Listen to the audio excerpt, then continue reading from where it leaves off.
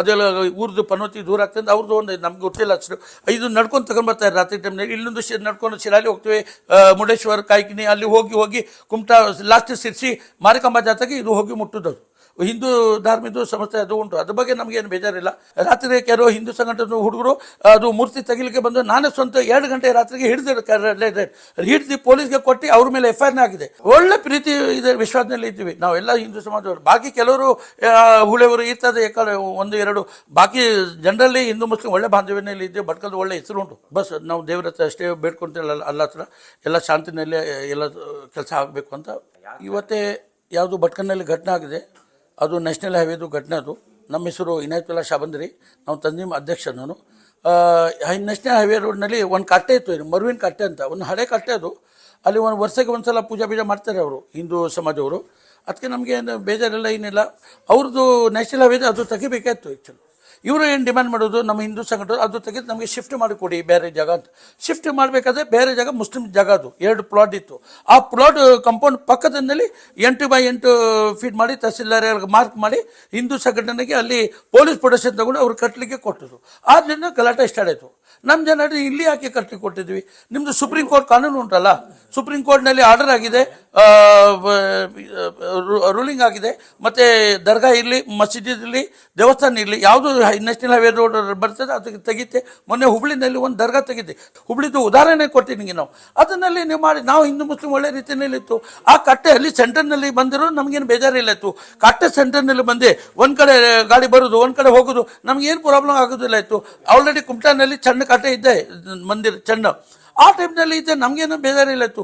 ನಮಗೆ ಹಿಂದೂ ಮುಸ್ಲಿಮ್ಗೆ ಈ ಪ್ರಶಾಸನವರು ಇವರು ಅಧಿಕಾರಿಯವರು ನಮಗೆ ಮಿಸ್ಗೈಡ್ ಮಾಡಿ ನಮಗೆ ಕತ್ಲಿನಲ್ಲಿ ಇಟ್ಟು ಹಿಂಗೆಲ್ಲ ಮಾಡಿ ಈ ಘಟನೆ ಸ್ವಲ್ಪ ಮೂಢ ಆಗಿದೆ, ಖರಾಬ್ ಆಯಿತು. ಈಗ ಸಿಚುವೇಶನ್ ಒಳ್ಳೆ ಉಂಟು. ಸ್ವಲ್ಪ ಅವಾಗೆ ಭಾರಿ ಟೆನ್ಷನ್ ಇತ್ತು, ಪೊಲೀಸ್ ಲಾಠಿ ಚಾರ್ಜ್ ಮಾಡ್ಲಿಕ್ಕೆ ಹೋಗಿದ್ದೆ, ಅದು ಮಾಡಿ ನಾವೆಲ್ಲ ಹೋಗಿ ಭಾಗದ ನ್ಯಾಷನಲ್ ಹೈವೇ 1 ಗಂಟೆ ಬ್ಲಾಕ್ ಆಯಿತು. ಹಾಗಾಗಿ ಸ್ವಲ್ಪ ಸಮಸ್ಯೆ ಆಯಿತು. ಈಗ ಅವರೇ ಸಮಾಜ ಜನ ಹಿಂದೂ ಸಂಘಟನೆಗಳು ಒಟ್ಟೆ ಆಗಿದ್ದಾರೆ. ಅವ್ರದ್ದು ಪ್ರತಿಭಟನೆ ನಾಳೆ ಇರ್ಬೋದು, ನಮ್ಗೆ ಗೊತ್ತಿಲ್ಲ. ಬಟ್ ನಮ್ಮದು ಅಷ್ಟೇ ಡಿಮ್ಯಾಂಡ್ ಉಂಟು, ಅಲ್ಲಿಗೆ ಏನು ಕಟ್ಟಲಿಕ್ಕೆ ಕೊಡೋದಿಲ್ಲ. ನಮ್ಮ ಜನ ಅಪೋಸ್ ಮಾಡ್ತಾರೆ. ನಾವು ನಮಗೆ ಅಲ್ಲ ಪ್ರೊಟೆಸ್ಟ್ ಮಾಡಿದ್ರು, ಅವರು ಮಾಡಿದ್ರು. ಬಟ್ ನಮ್ಮದು ಪ್ರೊಟೆಸ್ಟ್ ಇದೆ ಆ ಜಾಗದಲ್ಲಿ, ನೀವು ಅದೇ ಸೇಮ್ ಜಾಗದಲ್ಲಿ ಇಟ್ಟು ನಮಗೆ ಪರವಾಗಿಲ್ಲ.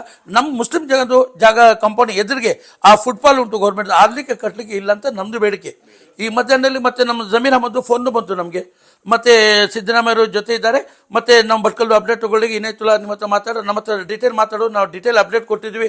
ಮತ್ತು ಸಲೀಂ ಅಹಮದ್ ಚೀಫ್ ವಿಪ್ ಕರ್ನಾಟಕ ಅವರು ಫೋನ್ ಮಾಡಿದ್ರು, ಮತ್ತು ನಸೀರ್ ಅಹಮದ್ ಎಕ್ಸ್ ಮಿನಿಸ್ಟರ್ ಅವರು ಫೋನ್ ಮಾಡಿದ್ರು. ಮತ್ತು ಜಮೀರ್ ಅಹಮದ್ ಫೋನ್ ಮಾತಾಡಬೇಕಾದ್ರೆ ನಮ್ಮ SP ಸಾಹೇಬ್ರು ಇತ್ತು, SP ಸಾಹೇಬ್ರಿಗೆ ಡೈರೆಕ್ಟ್ ಕೊಟ್ಟೆ, ನಾವು ಅಪ್ಡೇಟ್ ಕೊಟ್ಟೆ.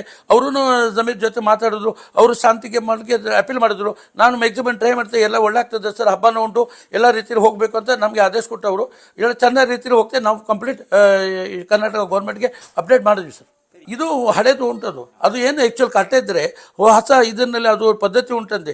ಹೊಸ ಬುಟ್ಟಿ ಅದೆಲ್ಲ ಹಳೆ ಕಸ ಎಲ್ಲ ಹಾಕೋದು, ಅದೆಲ್ಲ ಊರ್ದು ಪನೋತಿ ದೂರ ಆಗ್ತದೆ ಅವ್ರದ್ದು ಒಂದು ನಮ್ಗೆ ಗೊತ್ತಿಲ್ಲ ಅಷ್ಟು.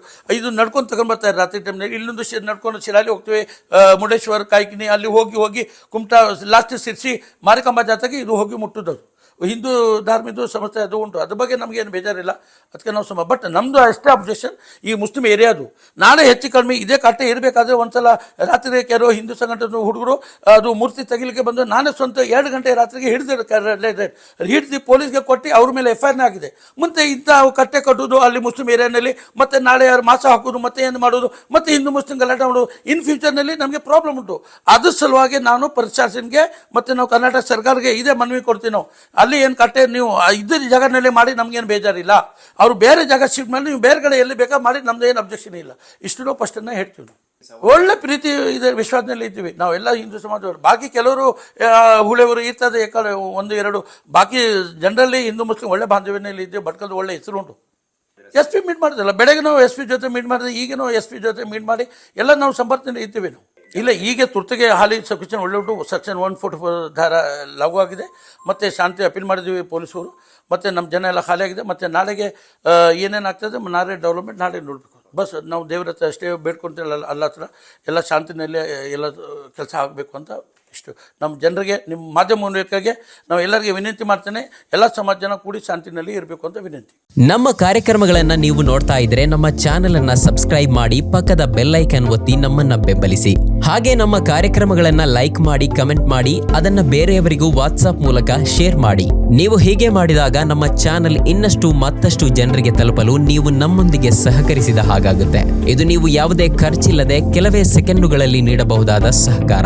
ಧನ್ಯವಾದಗಳು.